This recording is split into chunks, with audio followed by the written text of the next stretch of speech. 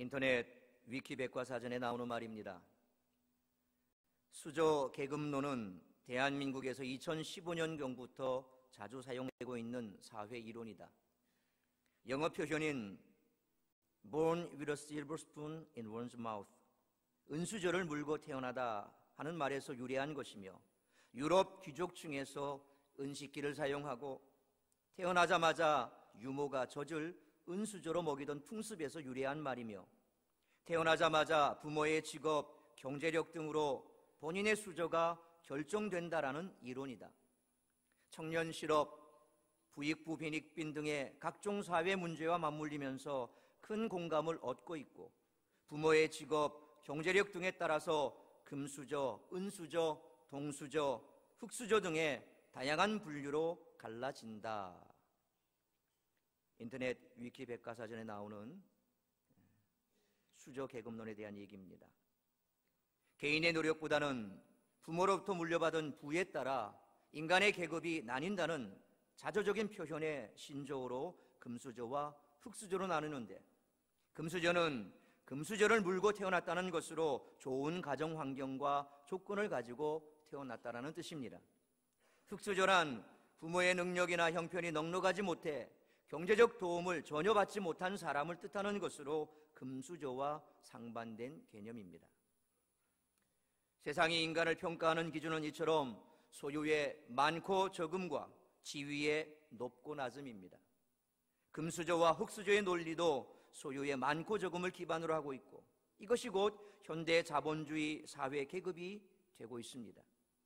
그런데 봉건 사회와는 달리 현대 자본주의 사회에서는 개인의 노력에 따라 얼마든지 신분과 계급이 바뀔 수 있습니다. 그러나 현실적으로 그것이 얼마나 어려운지를 금수저, 흙수저, 이와 같은 계급론이 잘 보여준다고 할 것입니다. 최근 정부의 가상화폐 규제와 관련한 많은 보도들이 나오고 있고, 사람들의 관심이 집중되고 있습니다. 먼저 가상화폐와 관련한 지난 15일 JTBC 뉴스룸의 앵커 브리핑 영상 함께 보시겠습니다. 왜 20, 30대 층에서 이처럼 가상화폐에 대해 병적으로 집착하는 모습을 보이는 걸까요? 그 이유는 가상화폐가 흙수저에서 금수저로 신분 상승의 꿈을 이룰 수 있는 유일한 출구로 여기기 때문입니다. 그러나 이러한 생각 역시도 가상화폐 자체가 얼마나 큰 모순을 가지고 있는지에 대해 손석희 앵키가 인용한 홍익대 혼기훈 교수의 다음과 같은 말이 참 가슴에 와닿았습니다. 가상화폐의 시장은 흙수저의 돈을 빼앗아 흙수저에게 몰아주는 구조다. 그렇다고 한다면 우리의 존재 역시도 벗어나야 하고 바꾸어야 할 흙수저 인생일까요? 세상 사람들이 말하는 것처럼 우리 역시도 흙수저로 태어났기 때문에 가상화폐와 같은 시대의 트렌드를 쫓아가야만 하는 걸까요? 다른 사람들의 고통을 담보로 해 외형적인 삶이 더 좋아진다고 한들 그것이 우리의 인생을 얼마나 더 값지게 만들 수 있을까요? 여러분은 흙수저입니까? 금수저입니까? 우리 모두는 오늘 이것에 대해서 진지하게 생각해 보기를 원합니다. 이것은 우리의 존재 가치에 대한 심각한 질문이므로 지금 분명한 해답을 찾지 못하면 평생 온전한 그리스도인으로 살아가기 힘들 뿐만 아니라 역기능적인 그리스도인이 될 수도 있다는 것입니다. 그러므로 오늘 우리 모두가 자신의 존재 가치를 분명히 깨닫는 은혜가 있기를 주님의 이름으로 축원합니다. 성경 창세기 1장을 보면 하나님께서는 여섯째 날에 인간을 만드셨습니다. 인간을 만드실 때는 다른 피조물을 만드실 때와 달랐습니다. 빛으로부터 동물에 이르기까지는 하나님이 이르시되 그대로 되니라의 반복이었습니다. 하나님이 말씀하시면 모든 것은 그대로 창조되었습니다. 그러나 인간을 만드실 때는 빠른 템포로 진행되던 이 창조의 과정이 갑자기 느려지기 시작합니다. 삼위 하나님의 회의가 시작이 됩니다. 26절에 나오는 복수형의 우리를 기독교 전통에서는 삼위일체 하나님으로 고백합니다. 중요한 것은 삼위 하나님의 심사숙고 가운데 인간은 태어났다라고 하는 사실입니다. 흔히 어떤 일을 진행하다가 정말 중요한 공정이나 순서를 앞두고 있을 때는 잠시 일을 멈추고 회의를 해가는 법입니다. 우주 창조의 하이라이트는 인간의 창조지요. 거침없이 달려오던 하나님의 창조 역사는 이 대작업을 앞두고 잠시 깊은 숙고에 들어갑니다. 이것은 우리 인생이란 무엇인가에 대한 많은 생각을 하게 만듭니다. 하나님은 우리 인생들을 만드시되 아무 생각 없이 그렇게 만들지 않으셨습니다. 부모들은 아무 생각 없이 자녀를 낳을지 모르지만 하나님은 그렇지 않습니다.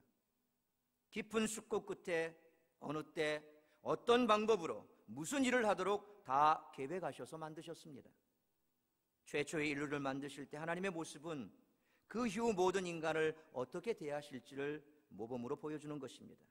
그러므로 사도 바울은 에베소서 1장 4절로 5절에 이렇게 말씀합니다. 우리 같이 한번 읽겠습니다. 시작. 곧 창세전에 그리스도 안에서 우리를 택하사 우리로 사랑 안에서 그 앞에 거룩하고 흠이 없게 하시려고 그 기쁘신 뜻대로 우리를 예정하사 예수 그리스도로 말미암아 자기의 아들들이 되게 하셨으니. 다음에 그 글씨 좀 검은 색깔로 하면 잘 보일 것 같은데, 그죠? 제가 좀 50이 되니까 눈이 침침해지는데 검은 색깔로 해주세요. 하나님께서 우리를 택하셨습니다. 그리고 우리를 기쁘신 뜻대로 예정하셔서 그리스도 예수 안에서 우리의 아들들이 되게 하셨다고 말씀합니다. 그래서 인생은 마치 연극 무대에 올려진 인물이나 소품들과 같다 할 것입니다. 무대 위에 올려진 것이라면 그가 주인공이 되었던, 엑스트라가 되었던, 심지어 소소한 무대 소품이 되었던 다 연출자의 의도와 계획에 의해서 그 자리에 놓여 있는 것입니다. 우리 인생이 그렇습니다. 사치스러울 정도로 넘치거나 주목할 만한 가치가 전혀 없는 쓸모없는 것은 이 땅에 아무것도 없습니다. 하나하나가 다 소중하고 자기 역할이 있습니다. 하늘에는 수천억 개가 넘는 별들이 있지요. 그러나 그 별들 하나하나는 소중하고 다 하나님의 계획하에 만들어진 것들입니다.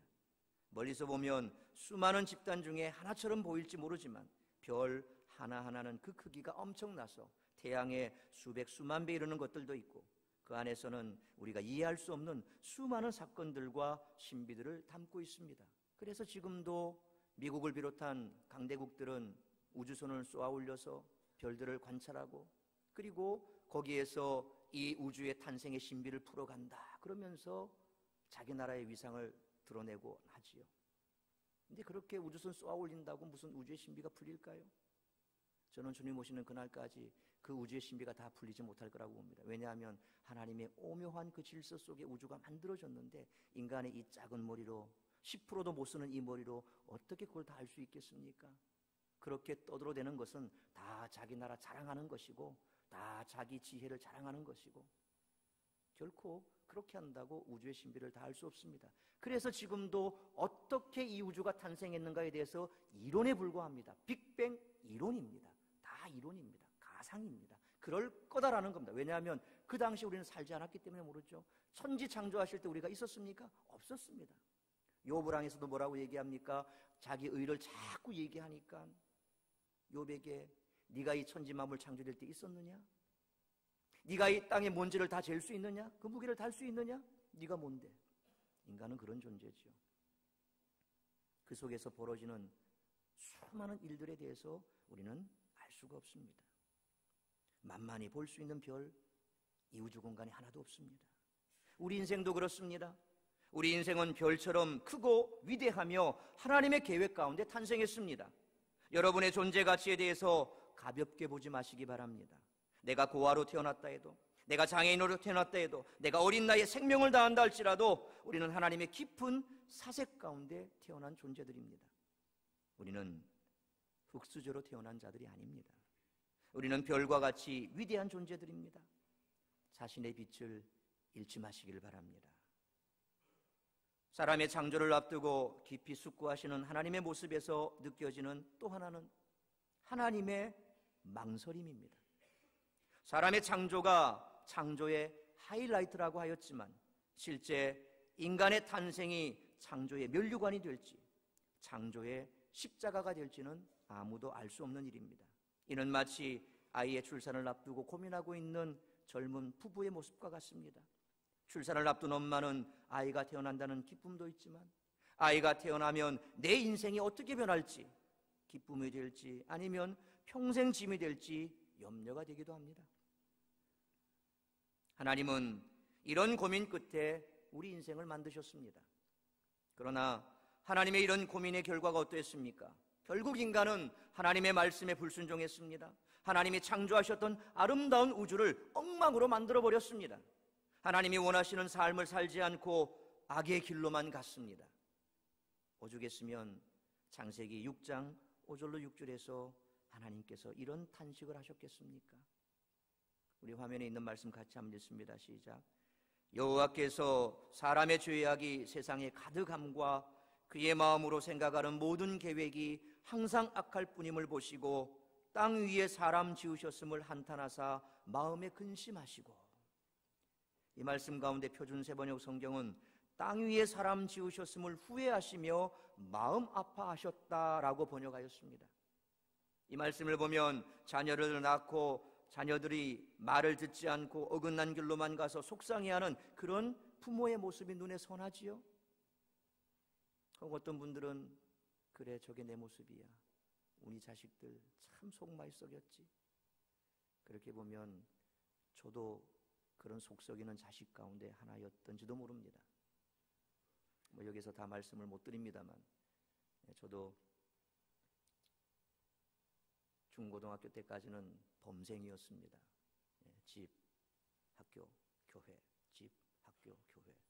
대학교를 들어가니까 이제 머리가 조금 커졌다고 사회 비판적인 시각, 그리고 또 교회 안에 비판적인 말들을 들으면서 교회 비판적인 시각 이런 것들을 가지면서 대학에 들어가자마자 그때부터 일탈의 길로 들어섰지요.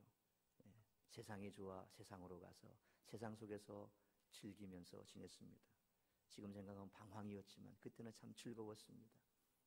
휘황찬란한 시대를 보내고 그러면서 30대까지를 그냥 그렇게 지냈습니다. 그 10년의 세월 동안 인간이 할 수 있는 것들은 다 해봤습니다. 남자들이 할 수 있는 것들은 다 해봤습니다. 그리고 정신 차려 돌아와서 다시금 하나님의 품 안에서 이제 사역자의 길을 가기 시작하면서 변화하고 바뀌고 그런 과정을 걸었지요. 그 10년 생활 동안 부모님의 마음이 편했겠습니까? 저러면 안 되는데, 저러면 안 되는데 얼마나 기도했겠습니까? 하나님께서도 그러셨다는 거죠. 그렇지만 이것이 바로 하나님의 사랑입니다. 헬무트 틸리케는 이 구절을 강의하면서 제목을 하나님의 모험이다 그렇게 붙였습니다. 인간을 만드는 것은 하나님에게도 모험이었습니다. 그러면서 이렇게 설명합니다. 하나님은 자신이 모험을 감행하여 스스로를 인간에게 얽매여 놓고 또한 자신이 인간에 의해 멸시당하고 거부당하고 무시당하고 욕을 당할 것을 각오하셨습니다. 독일의 신학자이자 목회자였던 딜리케는 그렇게 이 본문을 강의하면서 그런 말을 했습니다. 근데 이것이 사랑입니다. 한 생명을 탄생시키고 성숙한 존재로 만들기 위해서는 기꺼이 희생을 각오해야 합니다. 이런 희생 없이 어떻게 한 존재의 탄생을 바랄 수가 있겠습니까? 부모들이 그렇지 않습니까? 자식을 키우면서 그런 희생 없이 자녀를 어떻게 키우겠습니까? 지난 금요 기도회 때 몇몇 안 되시는 분들 앞에서 전 제 마음을 그렇게 토로했습니다. 구역장 되시는 분들 올 한 해만큼 제발 구역원 식구들 내팽개치지 마십시오. 그들도 지금 울고 있습니다. 말은 안 하지만 울고 있습니다. 부모의 마음을 가지라고 그렇게 당부했습니다.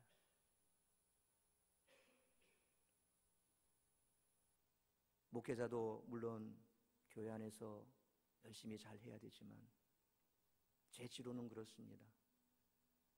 어느 교회를 가나 목사의 설교는 결코 버릴 설교가 아무것도 없습니다. 하나님의 말씀은 버릴 게 없기 때문에 그렇습니다. 이단에 들어가서 듣는 설교 아닌 이상은 강단에 선포되는 그 어떤 설교도 하나님의 말씀을 가지고 설교하는 그 설교는 우리에게 은혜를 주고 우리를 기쁘게 하고 하나님의 말씀으로 우리를 새롭게 합니다. 그런데 새로운 성도가 와서 교회에 정착하는 건 뭡니까? 여러분들 사이에서 벌어지는 일들입니다. 다시 말하면 구역장이 최선을 다해서 그 구역 식구를 돌보고 마치 부모가 자식을 키우듯이 그런 마음으로 희생하지 않으면 한 영혼이 올바로 서기까지가 얼마나 힘든지 모릅니다.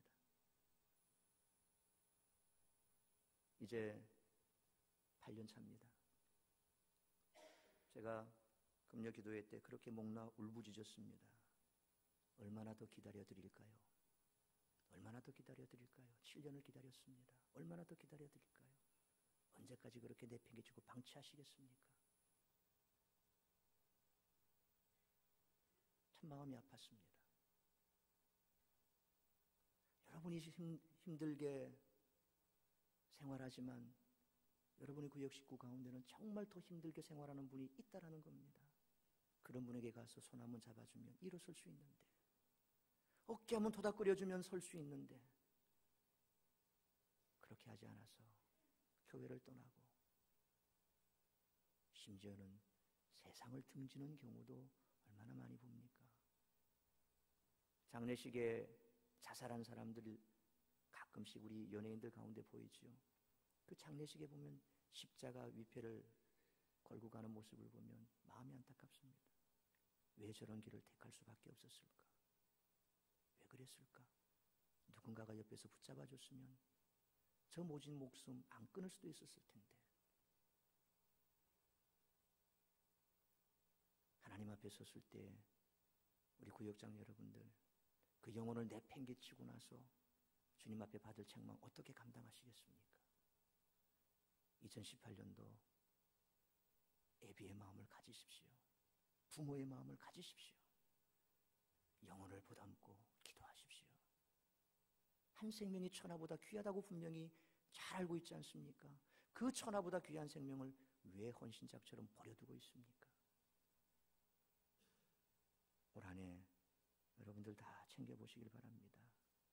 그래서 오늘 이 자리에서 우리 구역장님들 구역 공과책 나눠드리려고 제가 다 갖고 올라왔습니다. 2시에 구역 공부합니다. 잊지 마시고 체크하겠습니다.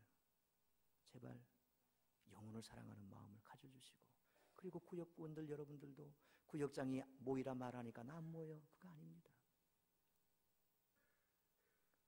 여러분들이 가서 구역장님 모이십시다. 말씀 한번 해보세요. 어떤 구역장은 아무리 전화를 내도 전화도 안 받고 모이길 싫어한다는 거예요. 그 마음도 좀 이해해 주십시오. 모이자고 해도 안 모이는데 어떡하겠습니까? 마치 부모가 얘야 그러면 안 돼, 그러면 안 돼, 그렇게 애걸복걸하고 다 이러는데도 나 몰라라 하고 자기 인생길 자기 길 가는데 어떡하겠습니까? 그 부모의 마음처럼 그런 구역장 마음도 여러분 이해를 좀 해주시길 바랍니다. 어쨌거나 한 영혼을 세우는 일이 그렇게 쉬운 일이 아닙니다. 그럼에도 불구하고 하나님 역시도 인간을 창조하실 때에 이런 모험을 했다라고 딜리케가 말한 것처럼, 그러나 그 이후에 인간은 자기의 길을 떠나고 말았지만 하나님은 인간을 버리지 않았습니다.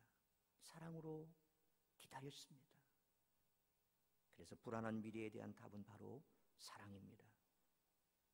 사랑이 돌아오게 할 것이고, 사랑이 그 존재를 바꿀 것이고, 사랑이 그로 하여금 올바른 길을 가게 할 것이라는 믿음입니다. 그래서 이 믿음을 우리 구역장들은 가져야 됩니다. 이 사랑의 마음을 가져야 됩니다. 하나님의 마음, 아버지의 마음을 가지라는 것이 바로 이겁니다.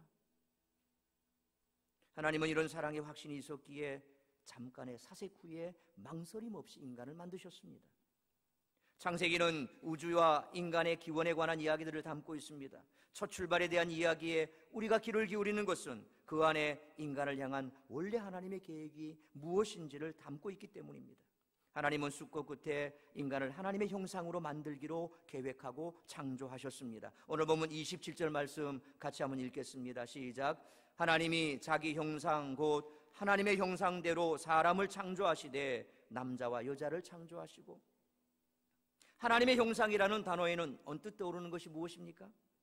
저는 우상 숭배가 떠올랐습니다.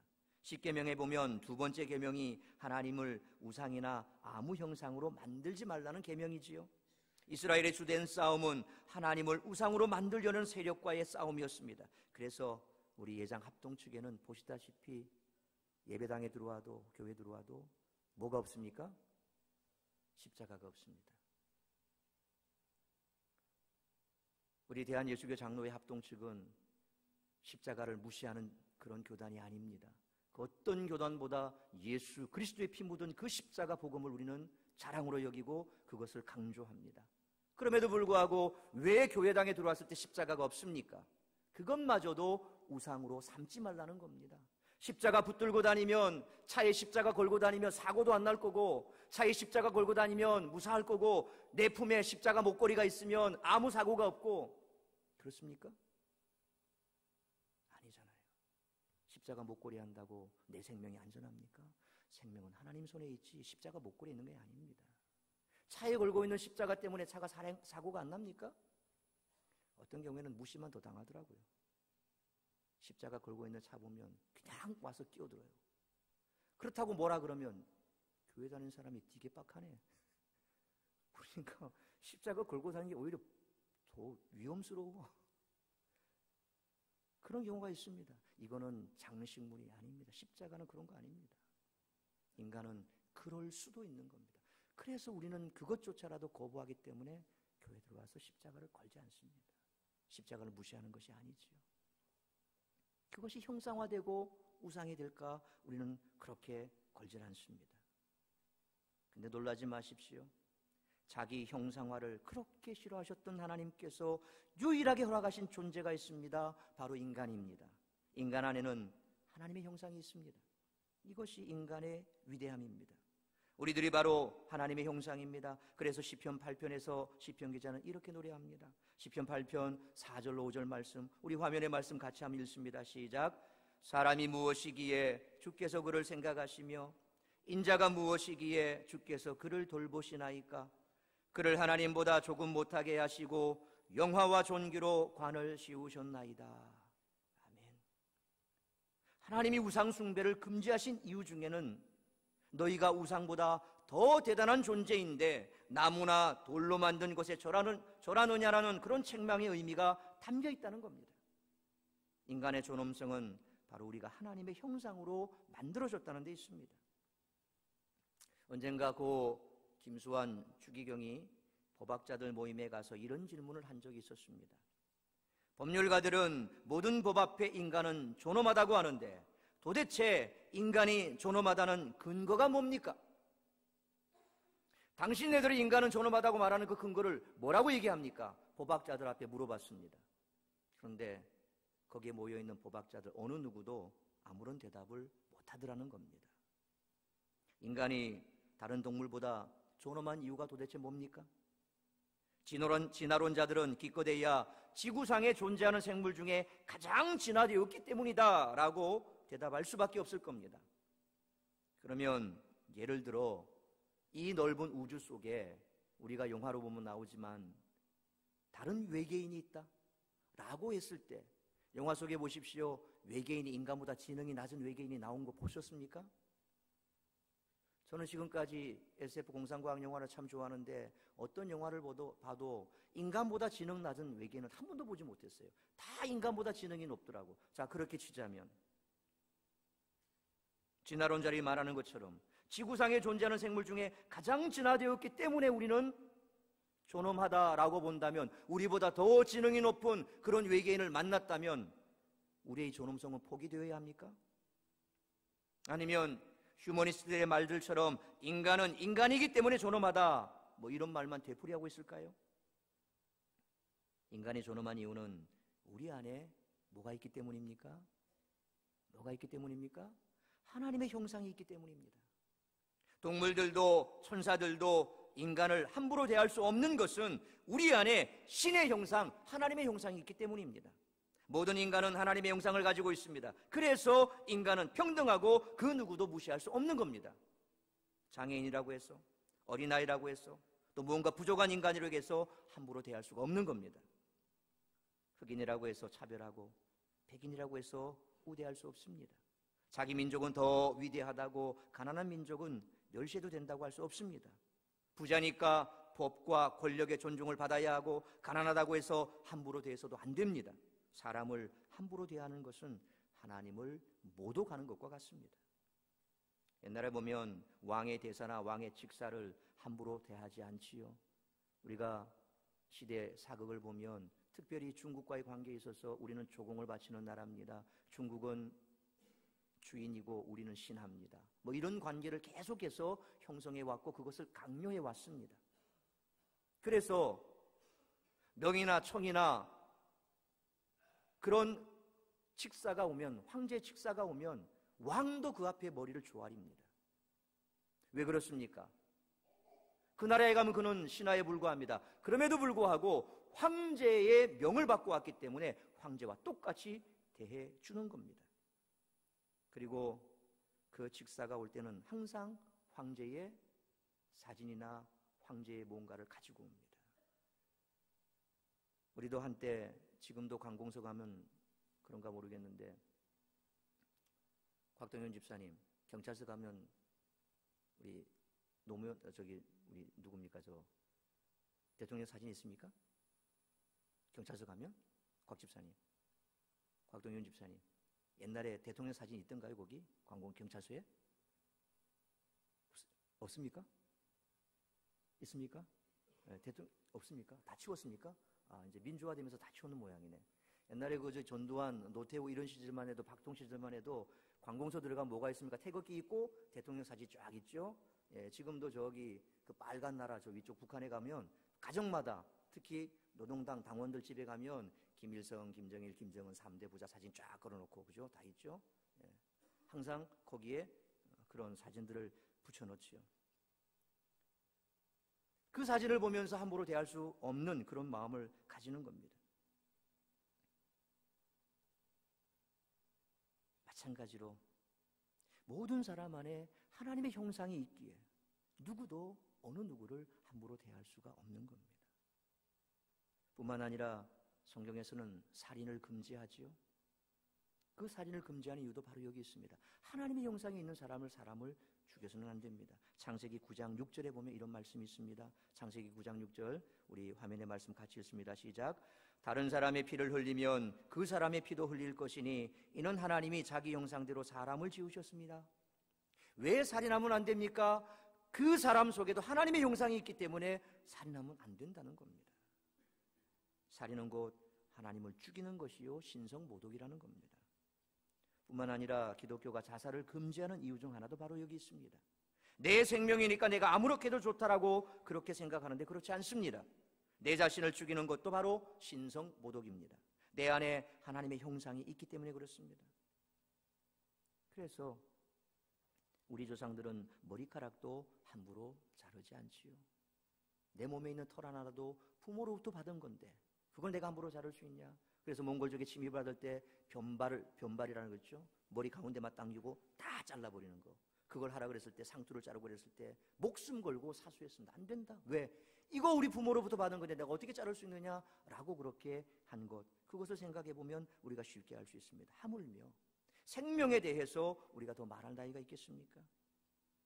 그렇다면 하나님의 형상이 도대체 무엇을 의미하는 것일까요?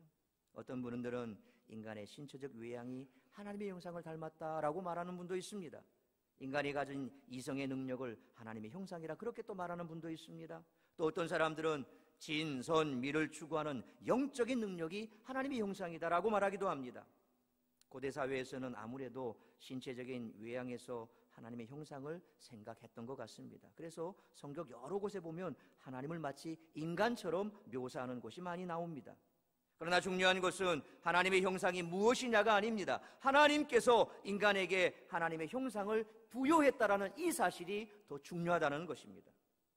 26절에서 하나님의 형상의 기능에 대해서 이렇게 말씀합니다. 우리 오늘 본문 26절 같이 한번 읽습니다. 시작. 하나님이 이르시되 우리의 형상을 따라 우리의 모양대로 우리가 사람을 만들고 그들로 바다의 물고기와 하늘의 새와 가축과 온 땅과 땅에 기는 모든 것을 다스리게 하자 하시고. 아멘. 하나님의 형상은 다스림과 관련이 있다는 겁니다. 하나님께서 우주 만물을 만드시고 그 다스리는 직분을 인간에게 맡기신 것이고 그 표시로 주신 것이 바로 하나님의 형상입니다. 하나님의 형상은 고대의 풍습과 관련이 있습니다. 고대 사회에서는 왕이 먼 땅을 정복하면 그곳에 신하를 파견합니다. 그런데 신하를 파견할 때 항상 그 신하에게 왕의 형상을 가지고 가게 합니다. 왕이 그 지역을 다스린다 하는 상징이죠. 마찬가지입니다. 하나님이 우주 만물을 다스리는 그 상징을 어디에게 넣어줬습니까? 우리 안에 넣어줬습니다. 28절에서도 그 축복이 반복되고 있죠. 우리 28절 같이 읽습니다. 시작. 하나님이 그들에게 복을 주시며 하나님이 그들에게 이르시되 생육하고 번성하여 땅에 충만하라. 땅을 정복하라. 바다의 물고기와 하늘의 새와 땅에 움직이는 모든 생물을 다스리라 하시니라.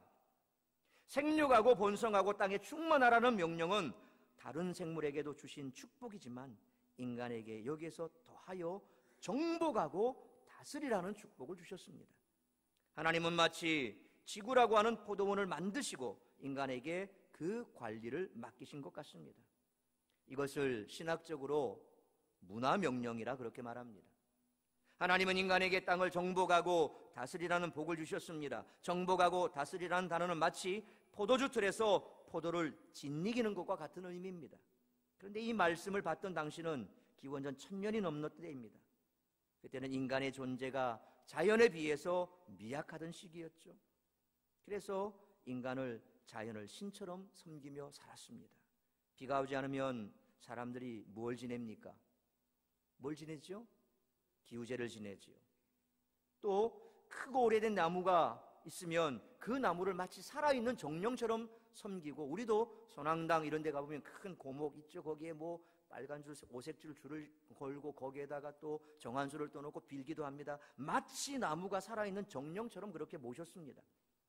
바다에는 바다괴물이 살며 폭풍우를 일으킨다고 믿었습니다. 이런 세계상을 가지고 있던 시대에 오늘 본문 28절은 문화명령으로 무지와 미신으로부터 인간을 해방할 것을 선언하고 계십니다. 그것은 너희가 섬길 것이 아니다. 너희에게 준 다스리는 것이다.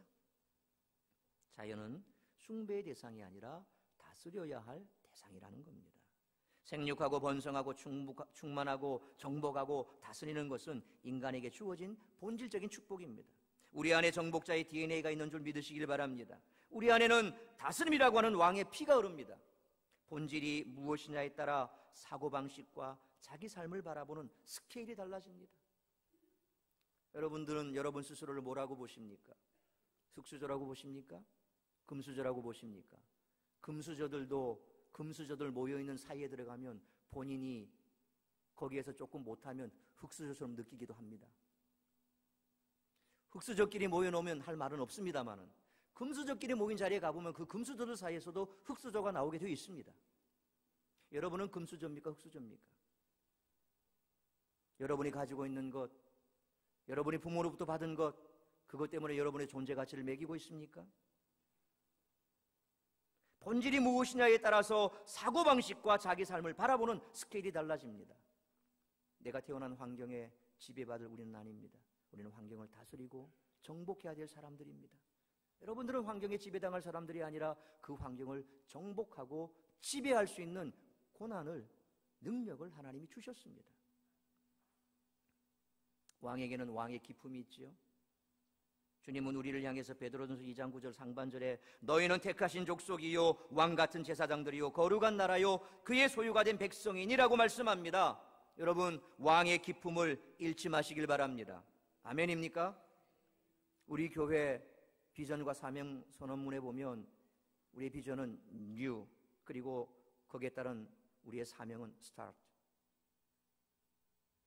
그 스타트 가운데 R이 뭡니까? loyalty. 여러분은 왕족이라는 겁니다. 여러분은 시시한 사람들이 아닙니다. 하나님의 형상을 따라 지음받은 하나님께서 가장 귀하고 아름답게 말씀하신 왕입니다. 왕의 자녀들입니다. 여러분은 태어날 때부터 흙수저로 태어난 것이 아닙니다.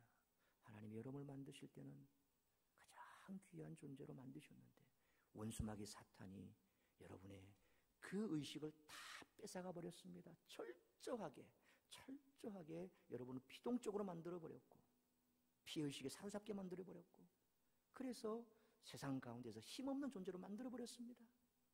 그래서 미신을 믿게 만들고 우상을 섬기게 만들고 세상의 것들에 헛물되게 만들고 그래서 어리석게도 그것에 목숨 걸고 살아가게 만들어 놓고 결국 그것 때문에 울고 웃고 그것 때문에 죽고 살고 한다는 겁니다. 하나님이 이스라엘을 택하신 이유도 작은 자가 천을 이루고 약한 자가 강국을 이루도록 하기 위해서 하십니다. 이사야 60장 22절 말씀입니다. 같이 읽습니다. 시작. 그 작은 자가 천명을 이루겠고 그 약한 자가 강국을 이룰 것이라. 때가 되면 나 여호와가 속히 이루리라. 우리 안에는 놀라운 하나님의 형상이 있는데 우리는 이 사실도 모른 채 영향력 없는 삶을 살아가지 않기를 주의 이름으로 축원합니다. 사랑하는 성도 여러분, 그리스도는 하나님의 형상이라고 고린도후서 4장 4절에 말씀합니다. 예수님은 우리 안에서 사라져가고 있는, 아니 소실되어 버린, 사라져버린 하나님의 형상을 회복시키기 위해서 이 땅에 오셨습니다. 그리스도를 닮는다는 것은 우리 안에서 하나님의 형상을 회복한다는 것과 같습니다. 그리스도를 통해 우리는 하나님의 자녀가 되므로 존귀함을 회복했습니다. 그래서 그리스도 안에서 회복된 자는 이제 세상의 가치관으로 살아가는 자들이 아닙니다. 내가 이런 부모 밑에서 태어났기 때문에 내 인생은 흙수저 인생이요, 그래서 나는 평생 이렇게 살 수밖에 없고 그래서 나는 이런 존재라고 자기 존재 가치를 점수 매기지 않습니다. 예수 그리스도 안에서 우리의 존재 가치가 다시 회복이 되었습니다. 하나님의 형상이 회복이 되었습니다. 이런 존귀한 우리가 어떻게 태생적으로 흙수저가 될 수 있겠습니까? 오히려 금수저보다 더 귀한 존재임을 잊지 마시길 바랍니다. 우리 속에 있는 이 하나님의 형상이 예수 그리스도 안에서 회복되어 세상 속에서 당당하게 살아가시길 주님의 이름으로 축원합니다. 기도하겠습니다.